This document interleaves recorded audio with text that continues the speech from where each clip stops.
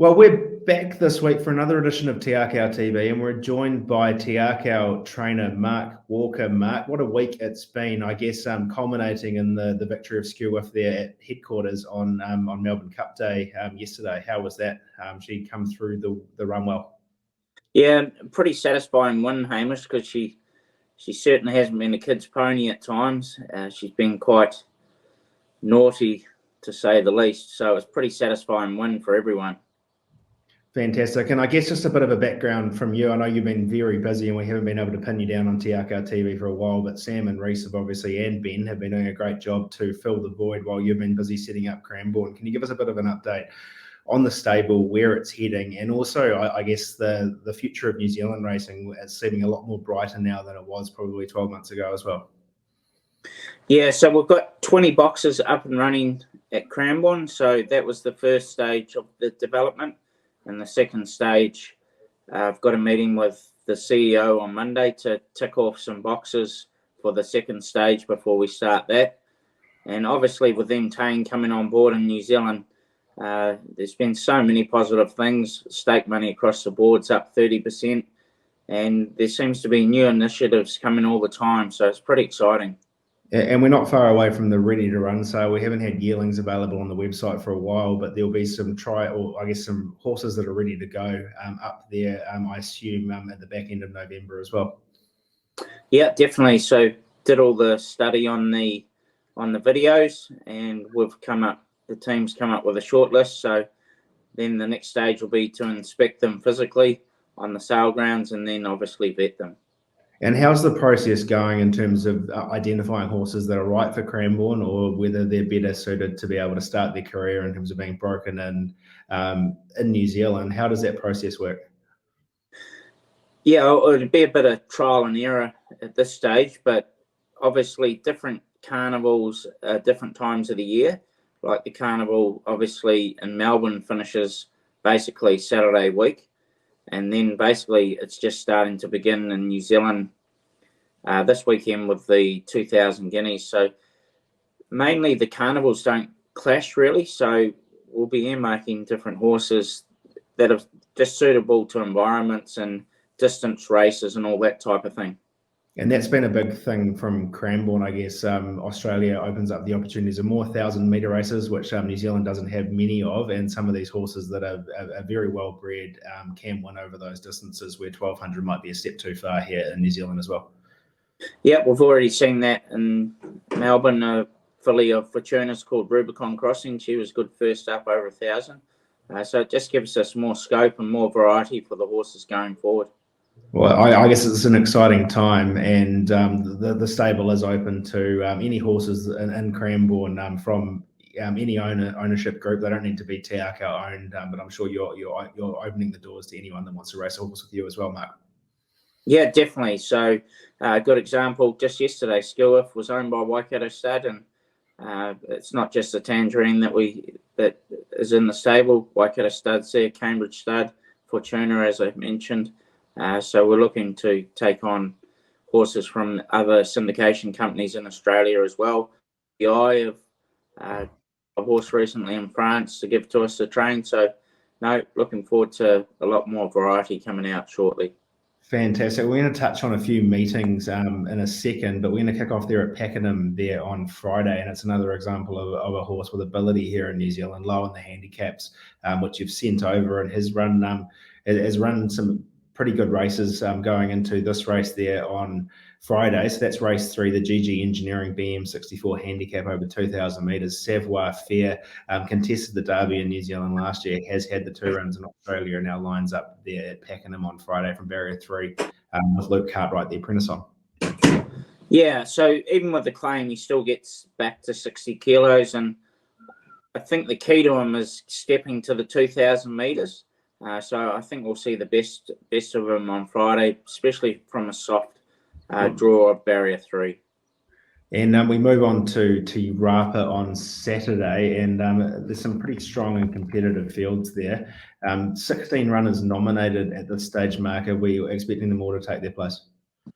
One of the 2-year-olds will probably go to Wairarapa on Sunday.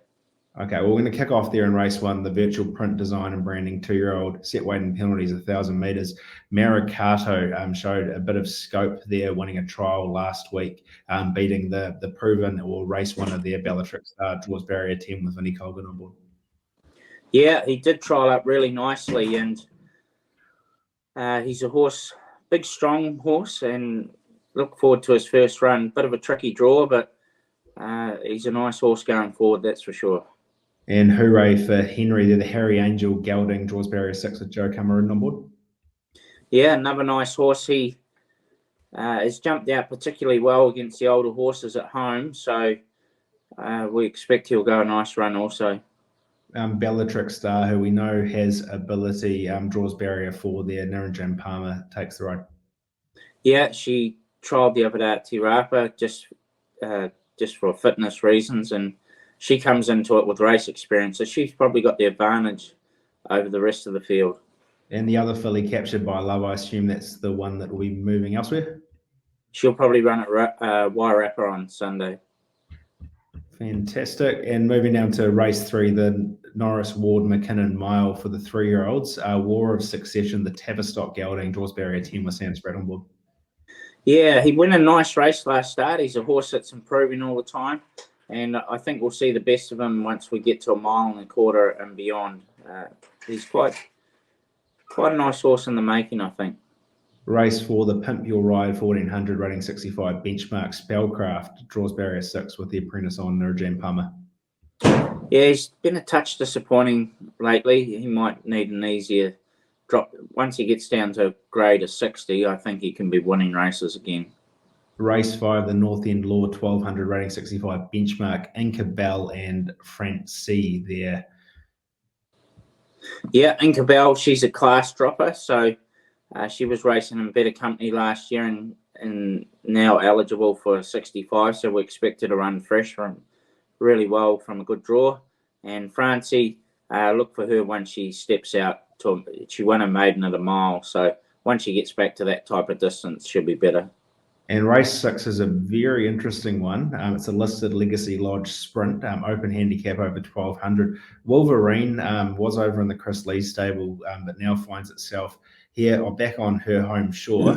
Can you talk us through about the process of David purchasing her and what you've seen from her today? Yeah, well, she was at the Magic Millions Fillies and Mares sale in the winter, so he bought her with the idea of bringing her home for some nice races and to build on her black type record.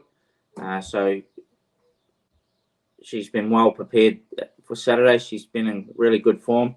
A little bit difficult in track work. She's quite a hard going mare, but I think she should run very well fresh. Of course, there is a pretty good one there in Babylon Berlin, which has pushed the class mare Imperatriz on a couple of occasions. Maven Bell did have the all over Wolverine early on or later in her 2-year-old season. How's she coming up this campaign? Yeah, so she was in early in the spring and we just weren't quite happy with her in the coat and different things, so we put her out just for a freshen up, and she's come back really well. So she's got a lovely barrier draw, gets into this really well at the weights. So she'll make her presence felt, that's for sure. And Ari there as well? Yeah, fresh up. She seems to race well fresh, but just with Babylon Berlin, she's probably not ideal at the handicap at the rating points, but should race well fresh. And Petrucci there, the I'm Invincible mare for Trelawney Stud. Yeah, trying to secure a black type, but with Babylon Berlin, she's actually really not well placed at the handicap weight. She's 10 points off some horses with the same weight. So, yeah, we'll just have to see how we get on. Race 7, the Impact Off-Road 1300 rating 75 benchmark. Accidental Tourist takes his place, the son of Talperian for Windsor Park Stud. Yeah, he's a horse that just continued to improve last season. He'll be better with that first up run. We expect him to run really well. In race 8 there, the Sky City Hamilton Waikato Cup Day, 16th of December mile. That's a great day there if anyone hasn't been before. Bella the Bull, mixed form this campaign, Draws Barrier 11 with Niranjan Palmer on board. Yeah, she's been missing the kick, so we've taken the blinkers off her.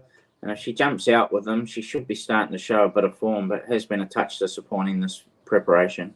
Pop the Bubbles there draws quite wide in barrier 16, has the services of Vinnie Colgan. Yeah, just a shame about the draw, so we'll just have to go back and take our medicine from the draw. But promising staying there, but the draw makes it a little bit tough for sure. And Family Ties there was a much improved run there at Te Rapa last start. Meets the field here pretty well placed there with 54.5 kilos on her back.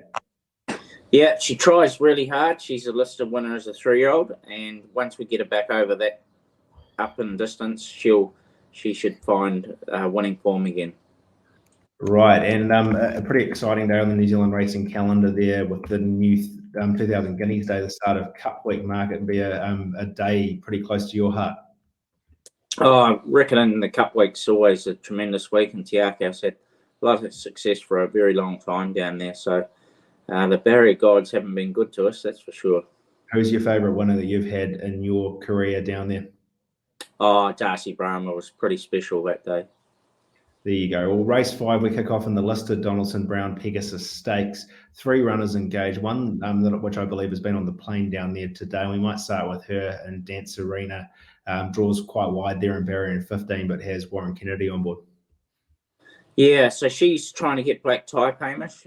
She's got a good win record, but no black type as yet. So gets a chance to, off a lightweight, to try and secure some.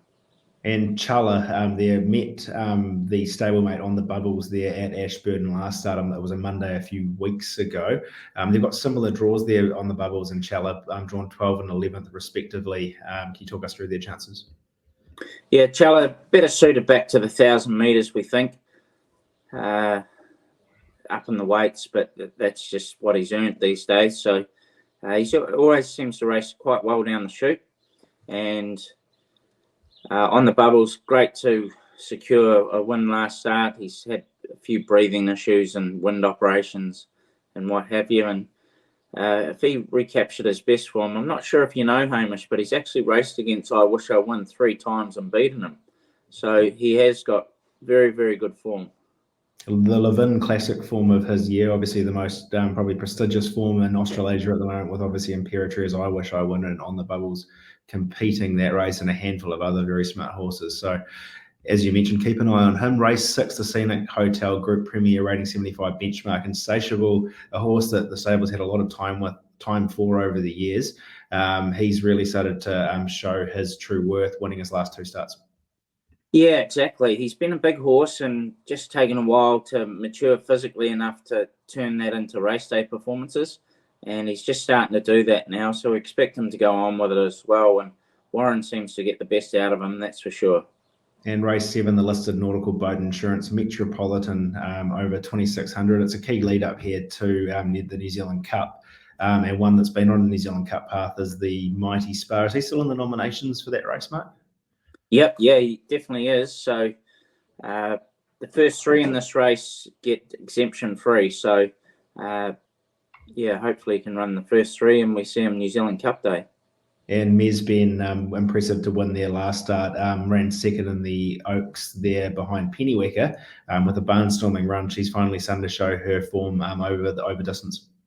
Yeah, she's quite a nice staying mare, and she won't go to the New Zealand Cup. We thought it was a year too soon, but she's on the minimum and with Nabra to ride, so not ideally in the handicaps, but she should race very well.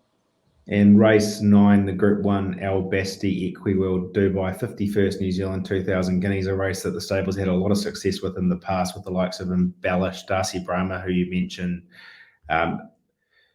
Novair, and countless others. A big race that obviously you've been setting these horses for a while. The horse up the top of the book there has been impressive, is short in the market, but our chances in Trobian and Talisker have been improving through the preparation. How do you place these?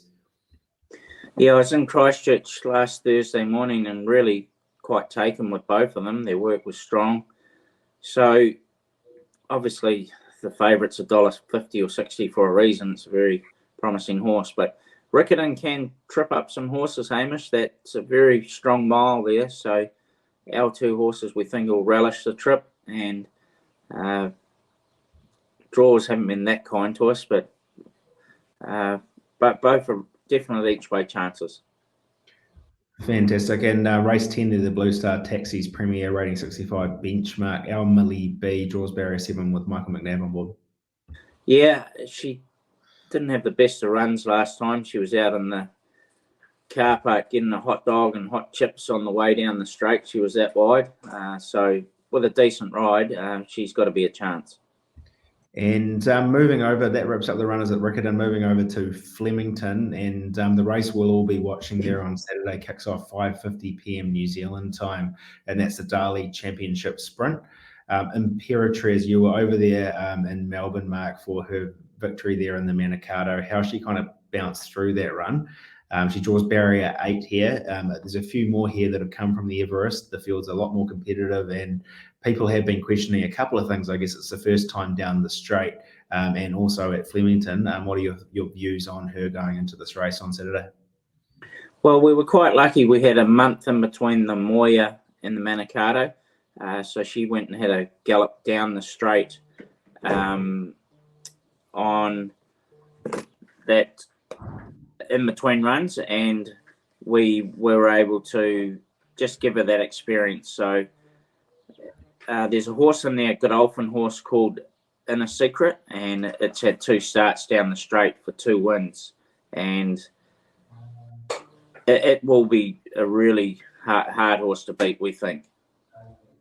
Great. Well, fingers crossed, and we'll be cheering her home, I'm sure, on Saturday, as long as I'm sure the whole of New Zealand will as well. We move over to our racing there on Sunday at Tauhera and Nikau, and we have got 5 horses within the nominations. The first 2 there, I think we've mentioned there, were the Johnson brothers, 2-year-old set weight and penalties. Hooray for Harry takes its place at Te Rapa, but Captured by Love draws barrier 2 there with Warren Kennedy on board. Yeah, beautiful filly with a really nice pedigree that Dave bought at Magic Millions. We have a lot of time for her, and we think she'll race very well. And race 2, the Erect Defence, maiden 1,000 metres. Never Forgotten has been spruiked a couple of times. She's an expensive filly by Fastnet Rock. Finally starting to show her worth with a nice trial there the other week. Yeah, she might actually go to Ruakaka, so she might not run on Sunday. We'll just see. Tightly laced, sorry. No jockey listed. Is she going to take her place there? Yeah, so probably Warren will ride tightly laced, and she's trialled up nicely. And the stable has a lot of time for in race 3, the Lamb Peters Print rating 75 benchmark, Stella Splendida, the Bluebred mare, there draws barrier 7, Warren Kennedy on board. Yeah, she's got blinkers on, and we expect her to race a lot better on Sunday. Yeah. And keep an eye out over at Aratat in Country Victoria there on Sunday as well. Race 6, the high weight handicap. Beau Geste, known over there as Monsieur Beau Geste. I'm not sure what your French is like, Mark, but very interesting. We choice a name. Hasn't drawn anything actually yet. He's the 9-year-old, but the nominations are still in the early stages, and the field hasn't been announced. But he takes his place there on Sunday. Yeah, so he's there trying to qualify for a race in early December called the Jericho Cup. It's a flat race over 4,600 metres. So unusual having a 9-year-old there, but if he qualifies for that, it's actually a $300,000 flat race for high weight jockeys. So we're pretty keen to try and qualify him. And race 8, the Aratat Gold Cup, there over 2,200 metres. Lord Dynastic, the Karaka Million winner of his year when he was known as Dynastic, ran a bit of a bottler in the Country Cup he ran in last start. Probably should have gone close to winning that race. How's he trained on from his last start? No, really good. So that should have given him a bit of confidence too, we think. And we think it'd be a nice each way chance on Sunday, Hamish. Fantastic. Well, Mark, lots to choose from, runners at a multitude of venues. Can you nail one down for the viewers as your first? And we might not see you for a while, but can you give the viewers one this week? Oh, I think Captured by Love on Sunday in the 2-year-old race should be a really good chance. There you go, Captured by Love there on Sunday. And I guess a look ahead to next week. We've got the Copeland's Bakery Mile there on Wednesday, which I believe will have its business time running. Any others in that field? No, she'll be the only one, but she's quite a short price favourite. She's won her last 5, so she's going very well. And then Saturday, 1,000 Guineas Day, a couple of chances will be taking their place there, but also the 1,000 Guineas on Caulfield now run on the same day. We will probably see Zurian, Mark. Yeah, exactly. She was a bit unlucky in the 1,000 Guineas trial at Caulfield. She got caught 3 wide, no cover, and it's hard to do that going up the hill down the back there. So her run for third was enormous. So if we drew a soft barrier draw, she could really come into it nicely. Fantastic. Well, thanks for your time, Mark, and good luck. You'll be over in Melbourne on Friday. Who can we see locally? Who from the team will be representing the stable at Riccarton and Te Rapa? Sam's going to Riccarton, and Reese is going to Te Rapa. Fantastic. We'll keep an eye out for them, and if you want to catch up with them through those race meetings, then shout out to them. I'm sure they'll be happy to accommodate you as well. But thanks for your time, Mark, and we'll catch you again sometime soon.